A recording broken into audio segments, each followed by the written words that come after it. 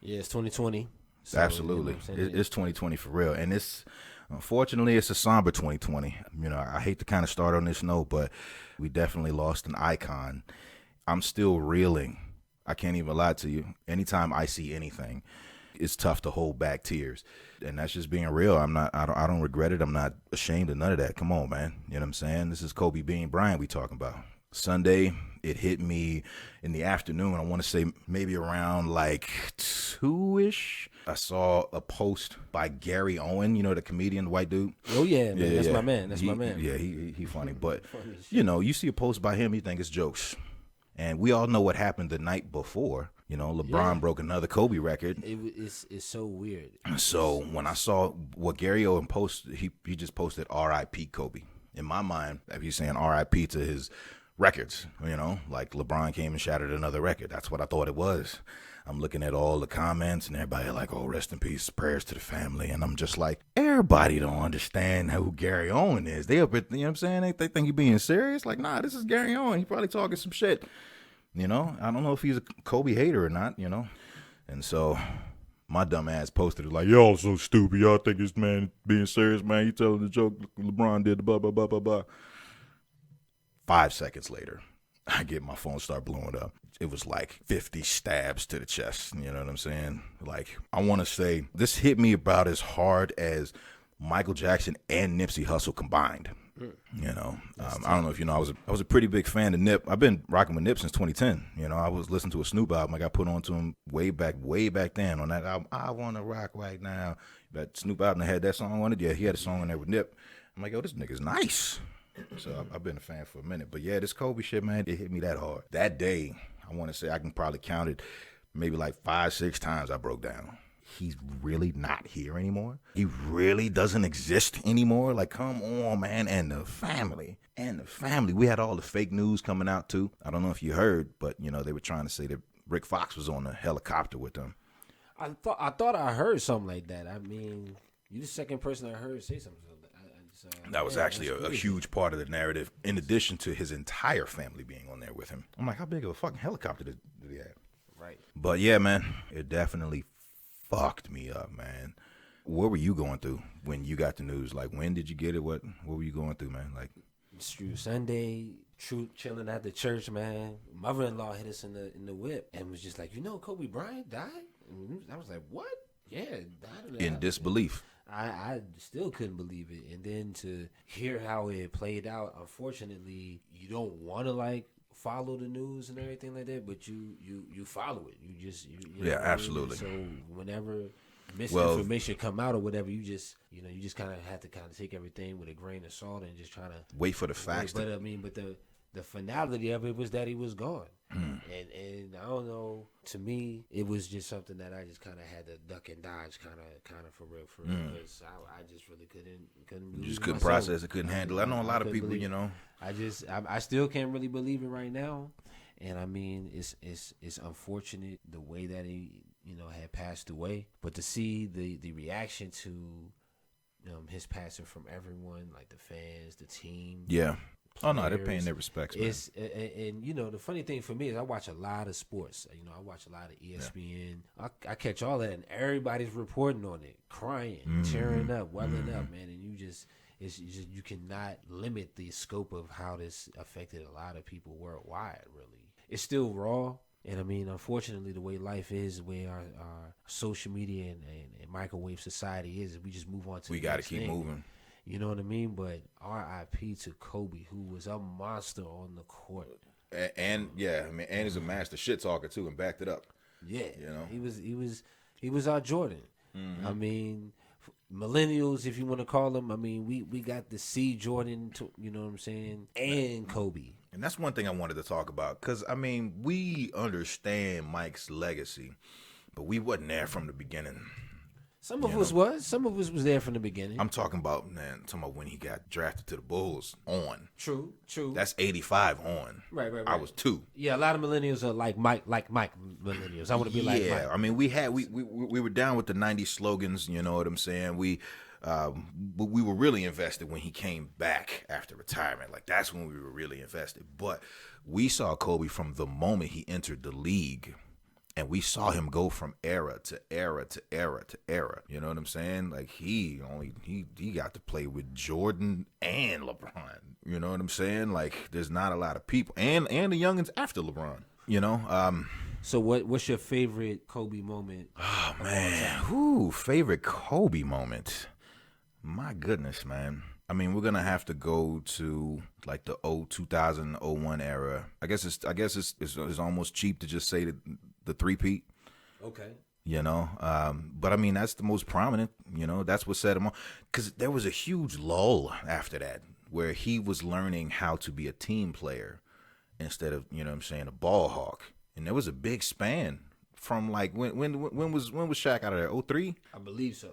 And then from like 03 to 08, like when they had, you know what I'm saying, the next run, like when they started putting the right pieces around him and shit, you know. So, I mean, I definitely enjoyed, I can't even say that I enjoyed the 8 era more than the 24 era because they're both equal. I seen the numbers. I gotta say the 8 era was definitely more vicious than the 24 era. You think so? Because he had a little bit more spring in his mouth. He was a little bit more likely to yam it on you. You know what I'm saying? But he was still yamming on niggas when. No, he was Mamba with 24. But my favorite moment would have to be when he dropped 61. I was gonna say when he dropped 81. 81? Was it 81 or 61? Nah, it was 81. He dropped 61 in the final game. It was 60-something in the final game, but as far as like that milestone that you talking about, it was 80-something. The milestone was 81. It was 80-something. There we go. Yeah. To be real, wasn't a huge Kobe fan, but this is how you know like his passion was so significant. You hated how he was fucking niggas up. Oh no, I loved how he did it. I just didn't really like the Lakers like that. I just didn't really like the Lakers like that. Oh, okay. You know what I mean? I mean, Jordan was a ball hog. You know what I mean? But he also made everybody around him better though. He did though. He did. But one thing I did admire about Kobe was he was the closest thing to Michael Jordan. So in every humanly possible way. I was just like, why don't Kobe just come out with some Jordans? Like just like a Jordan brand Kobe. Yeah, just do it. Just Instead do of it just one the time. Kobe's? Yeah, just do it one time. You know what I'm saying? Too proud. Now that was the thing about Kobe, blazing his own trail of greatness. You know what I mean? And yes. So, he was a bad motherfucker. It was so amazing watching that Mamba shit from the 08 era to maybe like 2013-ish before that major injury. Oh my God, just watching the tape, man. I'm like, this nigga has not missed a step. He was in his mid-30s just putting the work on people. Kobe, you know what I'm saying? Now he had LeBron on skates. He was a killer, man. He had LeBron James on skates, man. Like, come on now. So yeah, man. Yeah, there will never be another. You know, anybody who creates a legacy that's anywhere on that level, I don't even know if you can compare them. You know, like Jordan and Kobe are just in another realm. People think it's blasphemy. I equate them. I can't say one is better than the other because they're the exact same motherfucker, man. I can for sure say that Jordan is definitely better than Kobe. But there's a lot that goes into that. No, go ahead. It's very simple. You know, it's 6-5, and you look at the stats. Because Kobe definitely got up a lot of shots. All right, but I know, but unpopular as it is, because he just passed. I will say this: the beautiful thing about Kobe is that he shot for the stars and ended up kind of like close to standing like kind of in the stars because he being his own star. Because you're shooting to be Jordan, you feel me? And if you're shooting to be the very best player who's ever played the game, you end up carving out your own lane. So, but there's a lot of things that go into that Jordan and Kobe comparison. You got to go to Jordan's early years. You know what I'm saying? Like, Jordan was always great, but I mean, he was always good, but he didn't become great, and the Bulls didn't become great until Isaiah Thomas started busting their ass. They pushed Jordan to actually get in the gym, work harder. He built his body up to handle all that, you know what I'm saying, punishment. Because, like, them niggas was bad back then. It was called the bad boys for a reason. You know what I'm saying? The rules was different in the NBA back then. They pushed Jordan to a level that they pushed him to push himself past his own limits. But before then, I mean, he was good, but I mean, it was the Lakers before then. You know, like it was Magic. It was Magic and Bird's era before then. You know what I'm saying? And that was a long span of from what 85 to 90, 91, 91. When was their first actual championship with Joe? I think it was 91. We'd have to look it up. Yeah. I want to say 91. I know we're not too far off. If it's in the early 90s, but I give you that. But that's like a 6-year span. I mean, how many years did it take Kobe to get his first ring? I will say this: it took Kobe some time, but if you hear that, but when Kobe came in the league, you know, he got drafted by the Lakers. They wasn't really doing that much. He got drafted by Charlotte and then got traded to the Lakers, and then they wasn't doing that much. Then they got Shaq. And then the championship happened. Don't that sound kind of familiar to somebody else? Go ahead. You just said Jordan was in the league, wasn't doing much. Pippen was there. Right. Pippen was there before. No, they lost. I get all that. All I'm gonna say is that not only statistically does it back it up, but it's very factual and very eyeball test that Jordan is better than Kobe. However, Kobe is the next best thing. I mean, it's like half a step difference. It's like almost like Ford and Mercury. You know what I'm saying? Somebody's like, you know what? I got that Ford Escort. You know what I'm saying? I'm gonna need some higher quality vehicles if you're gonna put some comparisons like that. Go ahead with that Ford bullshit. You know what I'm saying? Like both of them niggas would be insulted. Right, man. What the fuck are you talking about? Let's go like, you know what I'm saying? What is like Maybach and let's say Aston Martin. Come on now. Let's step it up a little bit. It's just as good. It's just as good. Yeah, I got the comparison. I feel you. That is a debate that's going to be eternal, and now they're going to start really throwing LeBron in there. They're going to start really throwing LeBron in there, especially if he, you know, gets a ring with the Lakers. Of course, the people that are growing up with LeBron already want to say he's better than Kobe. I have a real issue with giving him that because he was team hopping and he started this whole wave of super team building and team hopping and shit while Jordan and Kobe was rocking with the same team for the majority of their careers. You pretty much can say that Jordan was with the same team. I mean, Wizards shit don't count. So you hold it against LeBron for changing teams. Do I hold it against him? It sounded like you did. Yeah, there's a part of me that holds it against him. It's part of that. It's because he joined D Wade at the prime of D Wade's career. D Wade was just as good, if not better than LeBron that first year. That first year especially. And, dude, I used to really enjoy watching them niggas go at it. There was no, around that time, other than, you know what I'm saying, LeBron and the Lakers and the Celtics, the next best thing was watching the Cavs and the Heat. Them niggas was busting each other's ass. It was like, it was an eye for an eye. Anytime somebody got yammed on, they came right back and did it right back again. You know what I'm saying? Like, I'll never forget that game where it was D Wade, he yammed it on Anderson Varejao, and Varejao flew against the basket. And he got up in D Wade's face because, you know what I'm saying, he was embarrassed. Like, even Reggie Miller called him out. He was like, his feelings are hurt. He was like, his feelings are hurt. And I'm like, clearly, he just got punished. And then on the next play, LeBron did the same shit. You know what I'm saying? Like, it was just back and forth. So when they joined, I'm like, this nigga's just trying to cheat. Trying to make an all-star team. He trying to cheat. He was trying to win. I understand. Okay, the problem, I guess we can talk about the Cavs organization. They wasn't putting the right pieces around them to win. I understand that. There's one thing I got to correct you on because, I mean, a lot of people share that opinion about LeBron, who are LeBron critics. Go ahead. One thing I want to point out is that he didn't start that wave. It was actually Kevin Garnett and the Celtics. I knew you were gonna say that. Who started that wave? All them niggas was old. They were. You just mad because your ass is old. They were too old to win the damn championship. Them niggas was old. They won the championship. Them niggas was old. Okay. They definitely got them a chip. So you know, but nobody says anything. That's always everybody's counter argument. But because those are the guys that be talking the most. If they was in their prime, that'd be a more those relevant. Are the type of cats that talk the same issue talking about LeBron talking about he team. Well, y'all came together. Y'all didn't win no chips, or barely went to any conference finals. Listen to this, LeBron, when he was in the East, had reservations booked every season for the finals, for the Eastern Conference Finals. It was booked every time. Every time. You could always who was gonna face LeBron in the Eastern Conference Finals every time. Yeah, and so you saying they built that to stop LeBron? Or well, clearly. And they did. They did. So you think they're the only reason he didn't get a chip with Cavs? Oh yeah, that first go round. Yeah, of Yeah, course. I mean that's obvious. It's true. Course. I mean, he was carrying that Cavs team. That Cavs team was just almost as bad as that 76ers team with Allen Iverson. One man shows across the board. Oh my goodness. Yeah. Yeah. Okay. All right. Yeah. I've heard it enough to the point where I can't argue too hard. But when it's it all would be said and totally done, man, different if they was all in their prime. Paul Pierce was in his prime.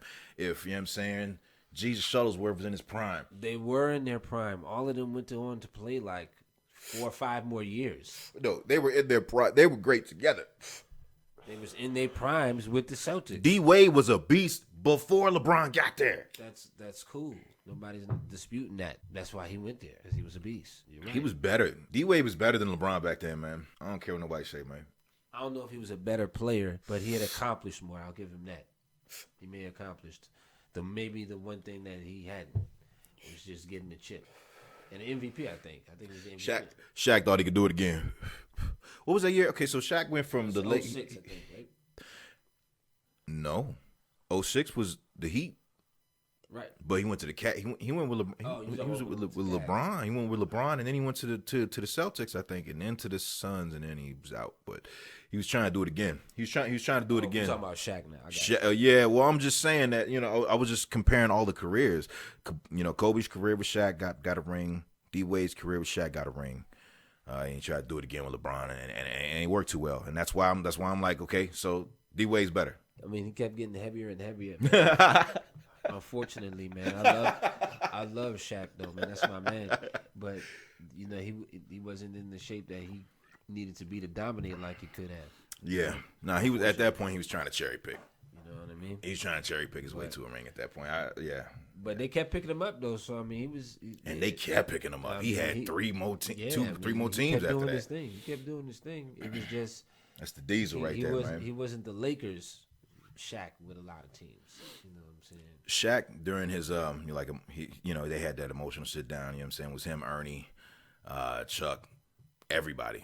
Even D Wade was out there, and he was saying that he felt like they could have got 10 together if the personal shit didn't get involved. Well, he didn't say that the personal shit got involved, but we all know why that shit fizzled out. Do you believe? Oh yeah, that 10? Yeah, they could have gotten 10. Why not? Who was going to stop Who was okay? So during that drought, was it Tim Duncan?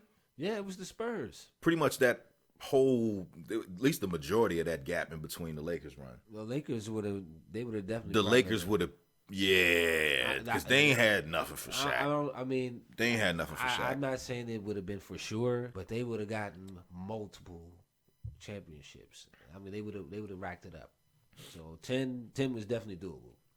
But AI was still rocking too. All they had to do was put some other pieces around him. Yeah, but they never did. What a waste! What a waste, man. It's sad when you really, really, really think about it, man. Man, we VA cats, man. So when AI did his thing against them that first game, that was real cool. But then after that, rippity rap, Dunzo. So they swept him. So I don't know. Yeah, 10 is why not?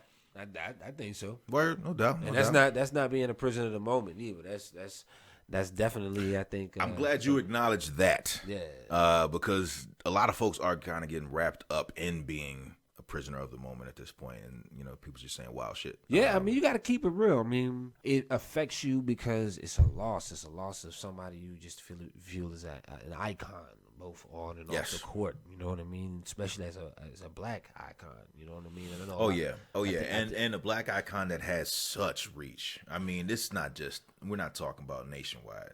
It's worldwide. Yeah, exactly. So it's felt, and it hits just as hard in Japan. Oh yeah. As it hits here. But I'll tell you this though, looking forward, you know what I mean? What do you think it's gonna be like?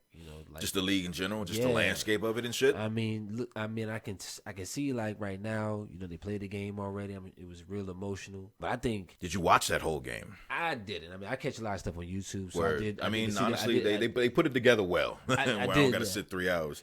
Yeah, I seen this speech and everything. The speech, I haven't been able to watch it. I got to be 100% honest with you. Yeah, it was touching, man. Just watching like the thing I was just talking about when they were They was in the Staples Center. Shaq was just fucking breaking down. Like, that wore me out, dog. You know what I'm saying? And the aspect that we haven't really touched on yet that I wanted to ask you about in particular, how did it hit you as a parent? But this the loss? I'm just saying, like, you know what I'm saying, you lose, let's say, you know what I'm saying, I mean, I hate to even put a hypothetical out there. If that were me, you just, man. But you survived. I'm gonna keep it 100. When it happened, I just was kissing on my wife. Word, absolutely. Wrestling with my son, harder, and just telling him I loved him, and just really reaching out. That's amazing.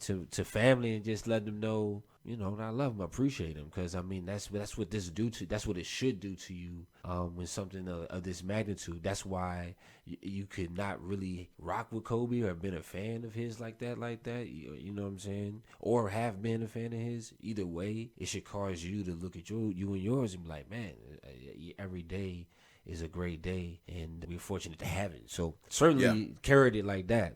And then my wife was just like, "Are you okay?" And I'm like, "Nah, not really." But that's why I want to kind of love on you right now. You know what I'm saying? Let you know I really appreciate you, everything that you do, what you mean to me.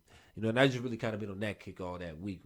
And I mean, normally I'm like that, but I wanted to really make people understand that's where I'm coming from, whether they knew or not. You know what I'm saying? Whether it was a text here and there, a call. You know what I'm saying? People at work, whatever, stuff like that. Just because you just don't know. You know what I'm saying? You want to spread that love.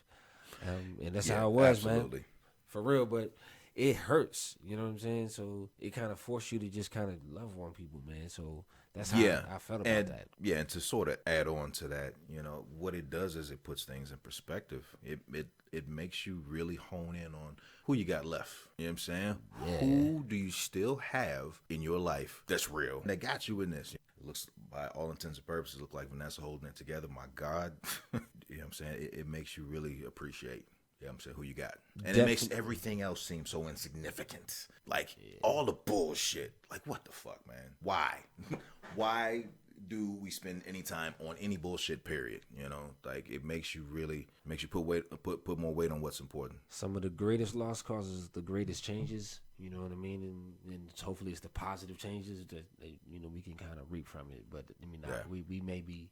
I don't know how soon you'll reap that positivity. I mean, it's kind of on each individual, how you do that. But everybody I know is kind of mourning right now. But R.I.P. to Kobe. Yeah. You know what I mean? Rest in peace. And prayers to the family. To the Black Mamba. Yeah. It's today February 1st? I thought this was the 31st. It's all good. Is it February 1st? Yeah, it's February 1st. It's a dope way to kind of kick it off, talking about my man on February 1st, you know what I mean? My man J Red. February That's 1st. it, man. We start Black History Month off on